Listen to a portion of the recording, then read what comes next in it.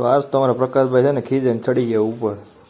જય શ્રી કૃષ્ણ, જય શ્રી રામ, હર હર Mahadev. Welcome to the my new blog. મસ્ત રવિવારનો દિવસ છે. આપણે ગયા બસોને પાણી પાવા લાગી ગયા હતા અને સવારમાં મારા રોકીભાઈ થોડાક ડિટેક્ટિવ બની ગયા હતા, કામ કરવા ડિટેક્ટિવ. અને સવારમાં આપણે પાણી ગરમ કરવા ચૂલા ઉપર મૂકેલું હતું કારણ કે લાઇટ નથી.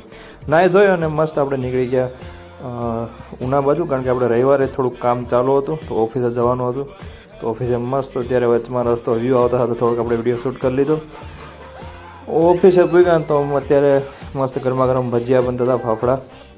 પછી આપણે ઓફિસ ખોલી, ઓફિસ કરીને થોડીક એવી મિટિંગ કરી, પછી એન્ટ્રી થઈ ભાઈ.